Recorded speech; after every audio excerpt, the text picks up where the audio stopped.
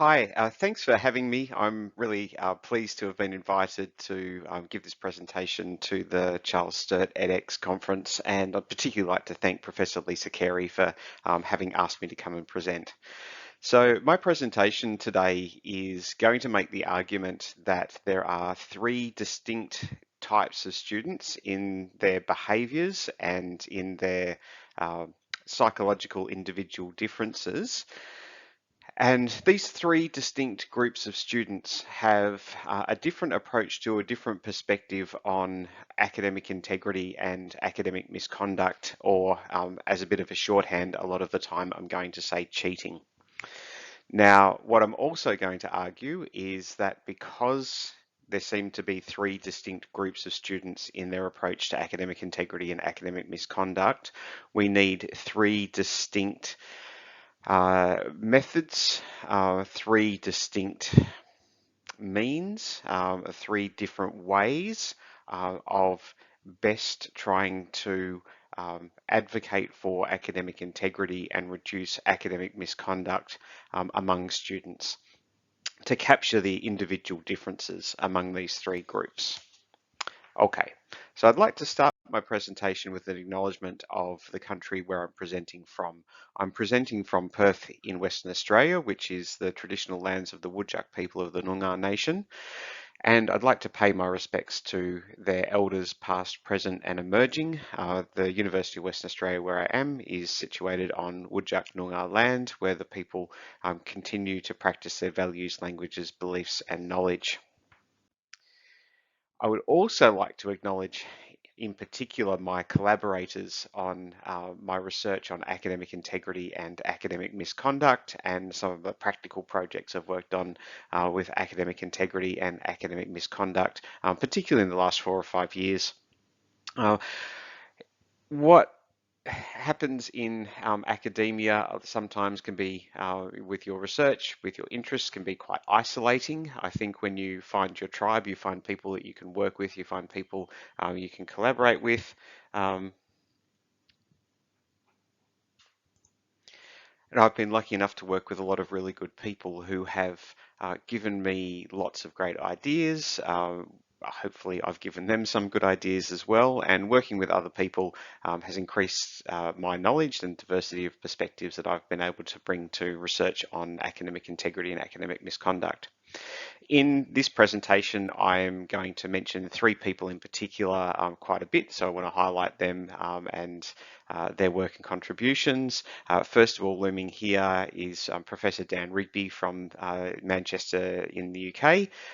Some of Dan's original work on contract cheating and why students buy assignments, or what might entice students to buy assignments, inspired my thinking around the possibility that there are different groups of students. And then I've been lucky enough to work with Dan in the past couple of years on a couple of research projects still ongoing. Dan is an economist. I am a psychologist. We have different perspectives, and those different perspectives I think are complementing each other to come up with some interesting new ideas. Similarly, over on the left, Associate Professor Joe Clare, who's here at the University of Western Australia with me, but Joe's over in the law school. He's a criminologist, and his perspective of criminology, which is about why people engage in unethical behaviour, essentially from the psychology point of view. Criminology obviously is to do with crime, and crime is a matter of what's in the law, but the law and what is a criminal offence can be arbitrary, but the theories of why people engage in unethical behaviour that may be criminal are really applicable in the academic misconduct kind of research space. So Joe, again, has been really informative on my thinking, and is great to work with. And then finally, looming down the bottom with the big glasses, is Kiata Rundle, who was an honours student, then PhD student supervised by Joe and I. And Kiata has done some great work on why students do and don't engage in cheating. And we will reference a bit of work which she was the lead author through this presentation. Now, I understand that the conference theme is really picking up on artificial intelligence in education, and ChatGPT is something that we think obviously has contributed to potential academic misconduct and has got people thinking about assessment, the potential for cheating using ChatGPT as a text generation tool. And something that it's occurred to me in thinking about ChatGPT is in the academic misconduct, academic integrity space, what it's done is it's highlighted a problem. It hasn't alerted us to a new problem. What it's done is alerted us to an existing problem that we need to be thinking about, the fact that cheating exists, cheating happens, and we need to do things about it. As Kath Ellis and I have written in a chapter that's currently in production, the launch of ChatGPT meant that denying the existence of widespread cheating went from being plausible to being implausible. In the area of contract cheating, so outsourcing assignments to other people to write, it's plausible to deny for some universities, it has been for a while, that it's not happening or it's not a problem because you don't catch it often, you don't see it often, and so you can think it's not really a problem. You say, well, we're not seeing it, so it's not, we don't really think it's a problem. But we know that we are seeing lots of people using AI. We have lots of people telling us they're using AI in ways that often we don't want them to. So it's plausible to think a lot of cheating might be happening. It's also plausible then it's also implausible then to deny that a lot of cheating is happening as a consequence, and to think that we should only focus on one kind of cheating is probably barking up the wrong tree in a number of ways as well. Now, for me as a researcher in psychology, a core area of research interest and application for me is what's called individual differences psychology. And this is where I'm getting to this idea of there being three groups of people. Now, individual differences psychology is, and I can thank ChatGPT for this definition, a subfield of psychology that focuses on the study of why individuals differ from one another in various aspects of behavior, cognition, personality, and other psychological traits. We often talk about the big individual differences being things like intelligence and personality. Certainly, personality impacts on individual differences in behavior, but you can think, for example, that from one situation to another, two people may not do the same thing, and that's because our behavior is not just driven by situations, our behavior is driven by our dispositions as well. Now, in the area of academic integrity and academic misconduct, some of the a big name in research in the 1980s, 90s was Donald McCabe, who sadly has passed away. But Donald McCabe did some massive studies of academic misconduct and academic integrity in the US. And his perspective, he wrote in, Trevino wrote in 1993, is that individual differences in understanding predispositions to cheat wasn't a particularly useful thing to be bothered with, because university administrators weren't really helped by knowing about individual differences that might predispose students to cheat. Now, more recently, Joe Clare and I have argued against that, saying that because different students have different reasons for engaging and not engaging in academic misconduct, administrators must consider that there's not a one-size-fits-all prevention strategy that will work for all students. And I think that's a key argument for me, again, in this presentation, that because there appear to be different groups of students in their perspective on engagement in academic misconduct, that there's different things that we need to do to promote academic integrity that won't just work the same for all students. So in this presentation, I'm going to argue that essentially there are three groups of students.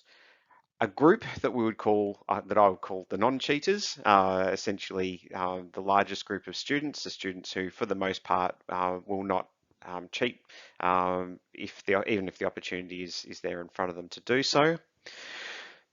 A group in the middle that I'll call the cheat curious. These are people who might take the opportunity to cheat if they think they can get away with it in particular. And then a group that I'll call the likely cheats. And admittedly, it is the smallest group, and this is I mean, at least a good thing. But likely cheats are people who are enrolled in university, sometimes trying to be a good engaged student, but sometimes not, who will, for the most part, take opportunities to cheat, and often will take quite big risks in doing so. Okay. So what got me thinking that there might be three groups of students was two corresponding bits of evidence on contract cheating. First, for Dan Rigby's economic studies, where he asked students what circumstances, whether they would buy assignments with various conditions, what marks they would get, what cost it would be, and so on.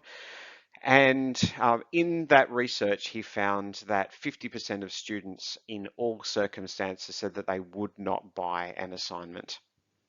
So what that suggested to me is that at least half of students, regardless of the situation, regardless of the cost, the benefit, or anything else, probably won't cheat as a quick rule of thumb.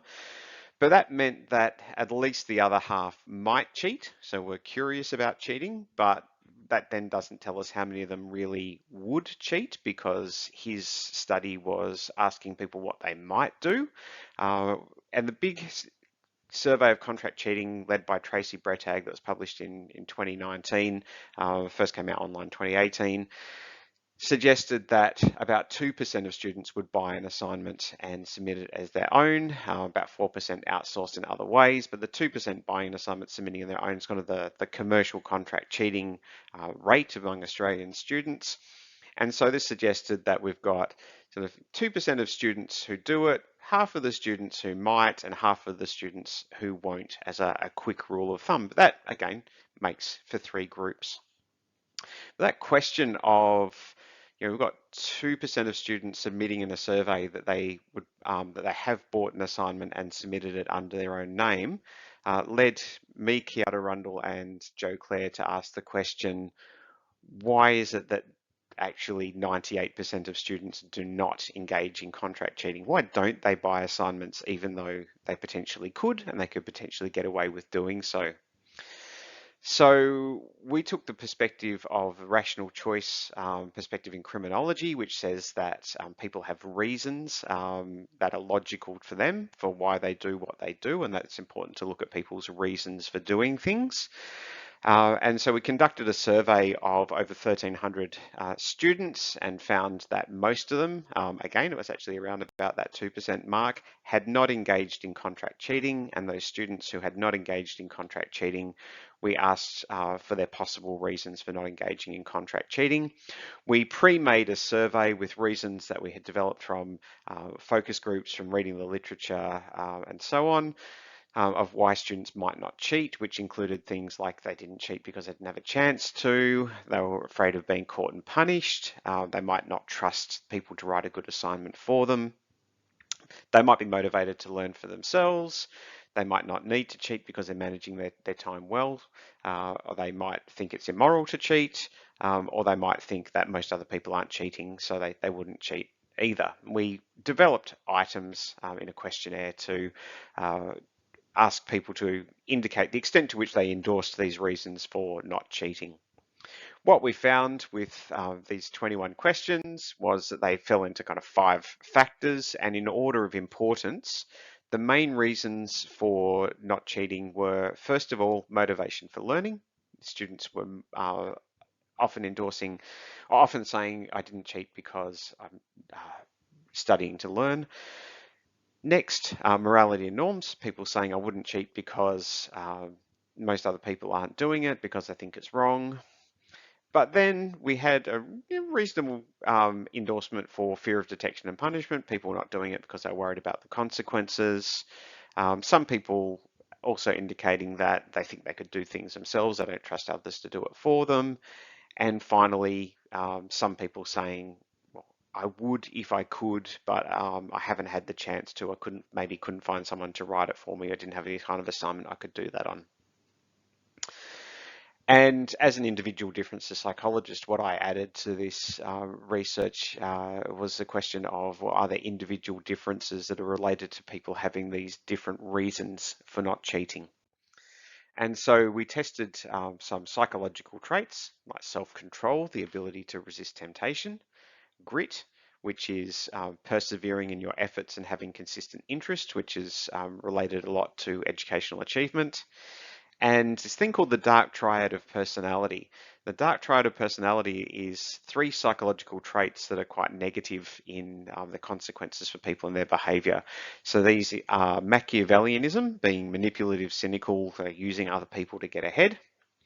Narcissism, having extremely high self-regard, being a bit grandiose, feeling a bit entitled, that kind of thing. And non-clinical psychopathy, essentially callous disregard for other people combined with impulsivity. So looking at whether these individual differences related to people's reasons for not cheating, what we found was that morality and norms and motivation for learning were related to self-control and perseverance of effort. So that is the students who tended to persist, the students who tended to be able to resist temptation, also said that I wouldn't cheat because I'm trying to learn and because I think it's wrong to cheat and other people aren't cheating. Fear of detection and punishment was related to Machiavellianism and narcissism. So people high in these traits of Machiavellianism and narcissism were saying, I wouldn't cheat because I don't want to get in trouble. Obviously, Machiavellians want to get ahead, so they don't want to be embarrassed by being punished and failing in that way. And narcissists as well, again, don't want to be shown off as not being competent. And then lack of opportunity was related to self-control as psychopathy and low consistency of interest. And that is essentially if people weren't really interested in what they were studying, tended to have that non-clinical psychopathy elevated of being impulsive, not caring about others, not really having good ability to resist temptation through lack of self-control, then they would say, look, I'd cheat if I could. Okay, and this again sort of nicely lines up with this question of there potentially being three groups. Our most endorsed reasons for not cheating: morality, norms, motivation for learning, matched up with our essentially our biggest group of students, but our least endorsed, so hence probably smallest group of students, lack of opportunity as a reason for not cheating, matched up with psychopathy. And then we had the students in the middle who were not cheating just essentially because they didn't want to be punished or be in trouble for it. So this then leads me to a new bit of research yet to be published, led by Dan Rigby, that I've been involved in, where we again used Dan Rigby's method of giving people choices of whether to buy an assignment, where we manipulated some of the conditions within those choices of what you would get if you buy an assignment, what it would cost you, what are the risks. So as you can see here, students were presented with things like this. They got 10 sets of choices. Each set of choices, they got 4 options. And these options include, you would definitely get a grade of a high distinction or a distinction. This is what it would cost you. Here's your risk of being caught, like 1 in 100 or 1 in 1,000. And here's your penalty if you were caught. And having 10 sets of these allowed us to manipulate all the different conditions so that we could see whether people were influenced by grades or price or the risk of being caught or the penalty for being caught. And as you can see down the bottom, there's an option 4, which is I would not buy an assignment under these conditions. So we did this with over 300 students and asked them to consider their choices of whether they'd buy an assignment, knowing that they actually had an upcoming assignment at university. Now, first and best news out of this study was that 64% of students in all instances indicated that they would not buy an assignment, which was great. So we have a big group of essentially non-cheaters or never cheaters, bigger than Dan's previous study on this. But we also had 36% of students who said they would buy an assignment on at least one occasion. And this is where, of course, we do start to worry. Now, What we looked at was how often people would buy them. Is it just you either buy or don't buy, or are people actually looking at these things that are potentially affecting their choice, like the grade and the price and the risk and everything else? And people seem to make some nuanced decisions here that they would buy in some circumstances, not in others. Things were affecting their decision. Only 11 students indicated that they would buy an assignment in every one of the 10 choices. When we asked those students in particular, why was that, 7 of them said, well, look, this is just a study, it's not real, so I just said I'd buy something every time. To make the results more sensible, we took those 7 people out of subsequent analyses, but essentially it does show that people were thinking about their choices. For the people who decided they would never buy an assignment, we asked them why, and for most of them, they indicated that it was because they thought it was morally wrong. With the other reasons, one of the common ones was that they thought it was essentially they were studying to learn. They weren't really not buying because of risks, penalties, not being able to afford the prices, that kind of thing. It was predominantly that they thought it was the wrong thing to do. So Dan undertook this thing called latent class modeling, which indicates whether the kinds of responses that you get to an experiment like this put people into groups, and what he found was that we got 3 groups. The first group captured 74% of students. These students didn't care too much about price, marks, risks, or penalties. The main indicator of these students falling into this group was that they said that they would not buy an assignment. Now, if you go back, we see that 64% of students would never buy an assignment. The other 10% in this group, they tended to buy maybe once out of 10 choices, maybe once or twice out of 10 choices. That was about it. We then had a group who were tempted by good grades, so they potentially would buy if they were going to definitely get a good grade. But if there was much chance of them being caught, or the more chance there was of them being caught, and the higher the penalty, the more they would say they would not buy an assignment. And then finally, we had 7% of students who said that they would buy an assignment pretty much on all occasion, unless it was the maximum penalty or maximum risk.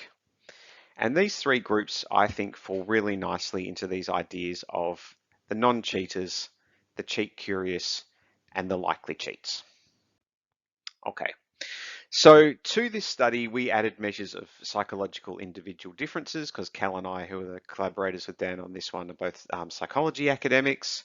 We looked at risk aversion as one thing, and risk aversion was predictive of membership in the non-cheating group. So our people who didn't want to buy assignments at all tended to be very averse to risk. And non-clinical psychopathy predicted membership of the likely cheaters group. So the people who were likely to buy an assignment, unless it was a maximum penalty, maximum punishment, tended to also be people who were quite impulsive and disregarding of the rules. So that does lead to an interesting question. Why would students who are high in psychopathy intend to cheat and not be that worried about being caught and punished unless it was really sort of serious punishment, really high chance of being caught? I've got a couple of suggestions of why these students might be more likely to cheat. In a study looking at intentions to engage in contract cheating, I looked at psychopathy as a predictor of what people think is normal behavior, what their attitudes are, and their expectations that they might feel guilt or shame if they engage in cheating and get away with it, or engage in cheating and get caught.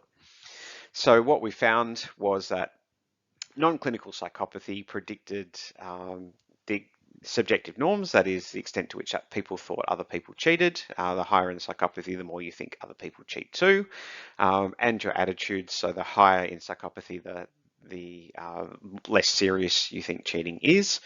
And these subsequently predicted anticipating shame if you got caught and anticipating guilt. So people who were higher in psychopathy anticipated not feeling too much shame if they got caught cheating and not feeling too guilty if they got away with cheating. And all of that predicted their intentions to cheat. Another thing that I considered in why the dark triad traits might influence academic misconduct is a concept called educational entitlement. That is feeling like you should get special treatment in your education, your studies. And what we found in particular is one of dimensions of educational entitlement, something called externalized responsibilities, the idea that you feel that your learning is not really up to you, it's up to your teachers, it's your teacher's job to teach you rather than your job to learn, was related to the dark triad traits. Again, to psychopathy in particular, was the one we're most interested in for our current purposes. And that was related to academic misconduct. So people who are high in psychopathy think, well, you know, if I don't get taught well, it's someone else's fault. If I don't learn, it's someone else's fault. People should be teaching me. And again, that leads them to not be too concerned about cheating because they don't really feel it's their fault. Now, for keen observers, you'll see that I mentioned at the start Tracy Brettag's study showing 2% of students buying assignments that were written by other people and submitting them as their own. And then our study looking at students' intentions to buy assignments under the various conditions, we found 7% of students essentially who would very often buy assignments.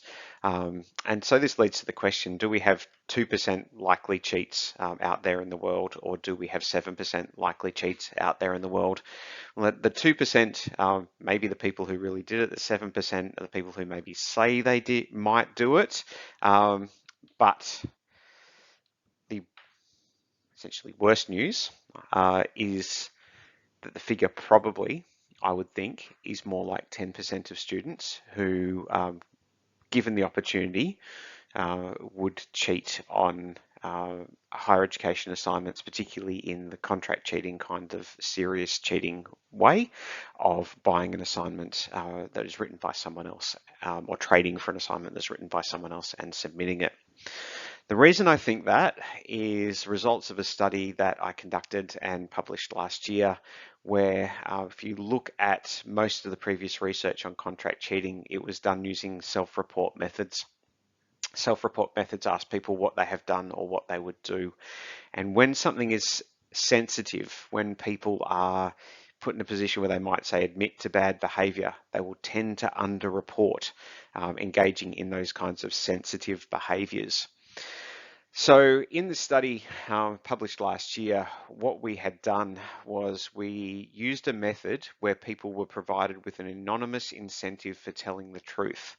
Now, I probably don't have time today to go into all the nitty-gritty of how that is done, but the incentive for being truthful is kind of helpful in the self-report context. But beyond that, we looked at some measures that don't just capture self-reports. We looked at what students thought their peers would do, because students do know what their peers would do and they might be more willing to say what their peers are doing than admit themselves what they have done. And we also asked how likely people are to admit to engaging in contract cheating behaviours. And again, I think that's quite a useful thing to know about because it gives us another point of data to estimate how reliable our self-report results really are. So from that, we asked students about buying custom ghostwritten assignments and trading for assignments from file sharing sites. And what we found was that yes, we had fairly low admission to, in the self-report, to submitting an assignment from a custom ghostwriting site or traded from a file sharing site. But if we divided that self-report by the estimated admission rate, And we also combine that with the estimate of peer engagement in these behaviours by taking the geometric mean of these three estimates. We end up with a figure around about 10% of students engaging in commercial contract cheating in these ways. And some people recently have been suggesting to me that this is actually quite consistent with the reality they're seeing when they've implemented really good detection methods for contract cheating. Okay, so I think I've made the case that there are three groups of students based on the results of a few different studies. In particular, Kiara Rundle's led study, Dan Rigby's led study that I've been involved in. And I've also just given you my estimation that I think our likely cheats group is around about 10% of students. It's not a majority by a long way, but it's not an insignificant minority either. Okay, so that then leads me to essentially the second part of my presentation of what we do to promote academic integrity among these groups of students. So starting with the non-cheaters, the students who under most circumstances would like to do the right thing, would like to learn, and who think it's immoral to cheat. For these students, we still need to promote academic integrity.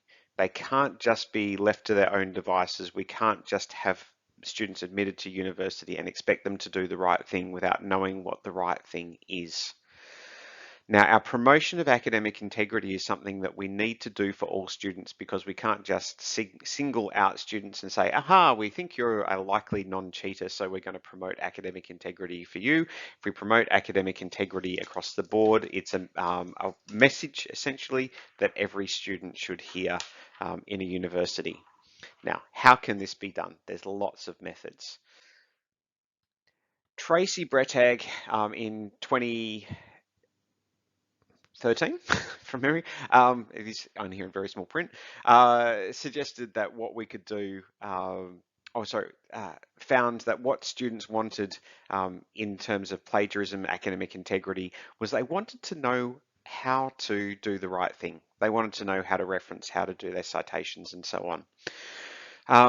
What research shows is that you can quite readily train students to do their citations properly through mastery or competency-based educational tasks. 2013, same year, so, something I led 10 years ago, we found that training students in a mastery-based task for citation improved their attitudes towards plagiarism, their awareness of plagiarism. And the literature, other studies bear this out, that if you teach students how to do their referencing and citation properly, they will engage less in academic misconduct. And that's a really important thing. People have to know how to do the right thing in order to do the right thing. And in fact, teaching students citation skills seems to reduce academic misconduct more than just saying you should do the right thing, it's the right thing to do, because you've got to know what the right thing to do is before you can do it. Okay. Options for this exist at lots of universities. Lots of universities do train in Australia, seem to have picked up on this and have some kind of academic integrity module or training course or something like that. Epigeum have one that universities can buy. This is just a little thing to remind me that that exists. But beyond the citation training, the referencing training, the academic integrity training, there's lots of other things that you can do to promote academic integrity within a university environment. This one here, little screenshot of the Academic Integrity Ambassadors page from the University of Adelaide. They have a program where students are nominated and trained and then act as academic integrity ambassadors, where they promote academic integrity amongst their own student peer groups, and they can be consulted with by other students, and that's a really great initiative, really well run. Honor codes are a really common thing in the US, and University of Western Sydney have a student honor code, provides guidelines for acting with academic integrity, and again, promoting the honor code, getting people to sign up to the honor code. The honor code integrating with the academic integrity policy processes and so on. Again, it's a really nice thing that you can do in that promotion kind of space. The last little promotion thing I've got here is just a poster. Now these posters I have been all over the University of South Australia campus, just poster saying academic integrity matters, little blurb about why, and they have some QR codes that students can click on to go and find more information about their academic integrity policies and so on. Just reinforcing that message that academic integrity is important is enough for the students who think about it as a moral issue and a learning issue. Okay, now for the students who might cheat or potentially would take the opportunity to cheat, but are going to be dissuaded by the risk of being caught and the risk of being punished, our cheat curious students, what do we do for them? What we do for them is that we have to put in place the things that will help prevent cheating, the things that will increase the risk of being caught and will lead to consequences when students are caught. The prevention of cheating essentially means putting up barriers for cheat curious students, and those barriers should not be burdens for students who are likely to do the right thing. And so I'm going to start with an analogy. This is a house across the road from my house that's currently under construction. Now, what you can see in this photo is that there's some bricks sitting on the driveway, there's some piles of bricks, there's a portaloo, there's actually a couple of bits of equipment. I think it's sort of a brick cutting machine or something like that. Now, if someone was interested in stealing from a building site, they could walk past, they could pick up a brick and they could walk off with it. If we think about our non-cheaters as non-stealers, okay? These are people who have no interest in stealing. They would walk past this house under construction, very much like I walk my dog past this house under construction, and it wouldn't cross their mind to take a brick. They wouldn't take a brick. Why would they take a brick? What's the point? They think it's the wrong thing to do. They have no need, no interest, no anything like that. Okay. But for people who walk past and might take something, there's various things that we could potentially do to prevent that. We could change the opportunity structure, as my friend Joe Clare would say from criminology speak. What we could do is we could increase the risks and increase the difficulty of stealing from this building site. They could put a fence around it. They could put up security cameras. They could have a dog behind the fence. They could have a guard. They could do all sorts of things. For someone who's going to walk past and not take anything, the presence of security cameras, the presence of a fence is not going to affect them because they were never going to do the wrong thing anyway.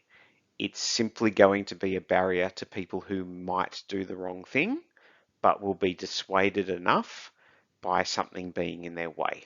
And this is potentially how we can think about our cheat curious students. They might do the wrong thing, but if there's something in their way, they probably won't. So we should probably put those things in their way because they're not going to be in the way of our non-cheating students. And to take this really clearly back to a university assignment example, text matching software. Okay, text matching software, if students are never going to plagiarize, it's not a problem that their assignment goes through text matching software. They were never going to do the wrong thing anyway. But for students who might have been tempted to copy from a journal article, copy from a textbook, then they know that that's there. They know that they would get caught if they do it. And so in general, they tend not to do it.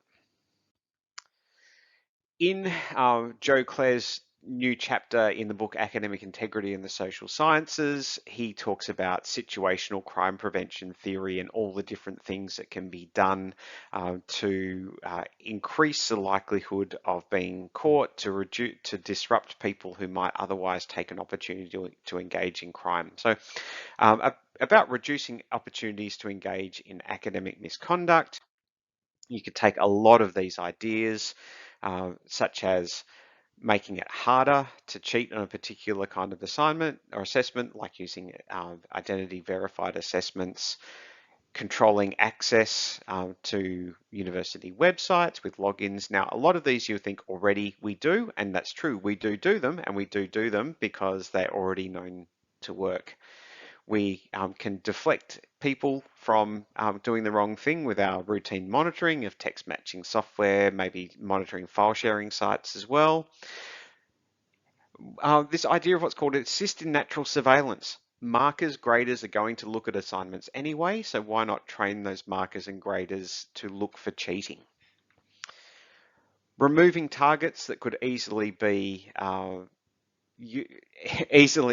offended against, such as not reusing previous assignments, avoiding disputes, so making sure that academic misconduct information is widely available, reducing temptations to cheat, setting rules, and posting instructions. All of these are things that we do most of already in most universities, but what they do is they provide that that barrier, that deterrence, that prevention for the students who might otherwise be interested in cheating but will be put off by something small being in their way. So what do we do for our likely cheats, the people who are only dissuaded by serious consequences and a high risk of being caught? These are people that Kath Ellis and I have recently said no amount of educational interventions, honour codes or integrity awareness campaigns will be sufficient to address these kinds of cheating behaviours among the students who are particularly inclined to engage in them. For students who are particularly likely to engage in serious cheating, what we need to do is we need to detect them when they do it, and we need to impose penalties and consequences when we detect them from doing it. Because knowing that people are being caught and that people are facing serious consequences is what dissuades them. So our deterrence is detection. Now, for contract cheating, there is in fact a lot of things that we can do. We can have dedicated investigators, we can train academic staff, we can use technology like Assignment Watch and turn it into authorship. There's lots of different means and methods that have been developed over time for detecting contract cheating. All of these take work and all of these take effort, but they are all possible and all plausible, and I think all very worthwhile doing, because it really helps to ensure the integrity and the validity of our qualifications that we're issuing from our higher education institutions. When it comes to the serious consequences that people should face when they're detected engaging in contract cheating, we need to particularly be aware that people who engage in contract cheating tend to do so repeatedly. So serious penalties for multiple instances are something that has to be very much on the cards as our deterrence via detection for the likely cheating students. In some good news, TEXA are quite concerned about contract cheating, and they're providing help. TEXA, with the help of some experts, have developed a contract cheating and detection and deterrence masterclass. That contract cheating detection and deterrence masterclass has an online set of modules that any Australian academic can take, and any Australian with a university email can take. And there's also some accompanying live workshops, although most of those have run now across Australia. There may not be many or any of those left. They may rerun again in the future, but in the meantime, certainly the online training is available to anyone who wants to do it. So thinking about students who will tend not to cheat, for which we still have to promote academic integrity, students who might cheat, for whom we have to have preventative measures in place, and students who are likely to cheat that we need to essentially catch and provide consequences for that cheating behaviour. What that tells us is that there's not a one-size-fits-all solution. We do need to have multiple barriers against academic misconduct. Kiara Rundle, Joe Clare and I wrote about this in a book chapter a few years ago, using the analogy of the Swiss cheese model of accident analysis and prevention, that every barrier that we put in place to try to stop something from happening is not perfect, but if we have enough barriers lined up, it's only when the imperfections of those barriers line up that someone can in fact slip through and get away with cheating. The more barriers we have, the more likely we are to stop more people, and that includes our promotion, our prevention, and our education, and our essentially our punishments for stopping people from engaging in academic misconduct or academic cheating. Now, I'd really like to point out the fact that I'm not the only person who thinks that there are distinct groups of students and that we need distinct approaches to academic integrity and academic misconduct to prevent cheating and to promote academic integrity. Kath Ellis and Kane Murdoch have this wonderful risk profile pyramid where or enforcement pyramid where they talk about students in the high risk group, the criminal and the chances students, the students who are very likely to cheat, the careless and confused who might make mistakes and aren't as concerned about academic integrity, and then the compliant and champion students. And I think this very much lines up with the idea that there are non-cheater, cheat-curious, and likely cheater groups of students. And in their compliance enforcement pyramid, what they talk about is having strong penalties for the likely cheater students, deterrence by detection for the chances, and education and promotion for the people in the low risk of cheating categories. Now, you see up the top, they talk about creating downward pressure to encourage improvement. The idea being, if we do these things that promote, prevent, and prosecute academic integrity and academic misconduct, what we will be doing is reducing the numbers of students in the high risk categories or in the serious bad behavior kinds of categories. Now, I've mentioned to Kath that I don't think a pyramid quite does it, because the group of students at the bottom, who are our non-cheating students, are a bigger group, a much bigger group than a pyramid tends to represent. I think, and this is just me being nerdy, that in fact falls into what we would call a leptokurtic distribution, where the biggest group is at the bottom, the peak at the top is a bit smaller, but nonetheless, the principle is the same. Now, having said that there are three groups of students, and those three groups really tell us about their predispositions to act with integrity or to likely engage in academic misconduct.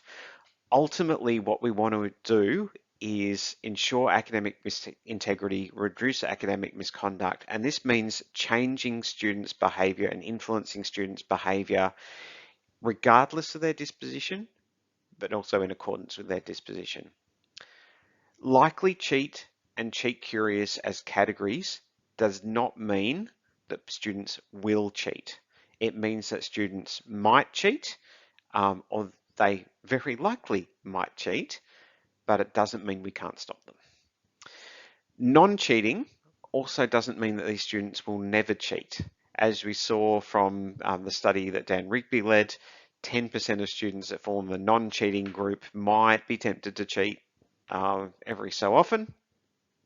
And again, we need to be promoting the circumstances to make that group bigger and the top groups smaller.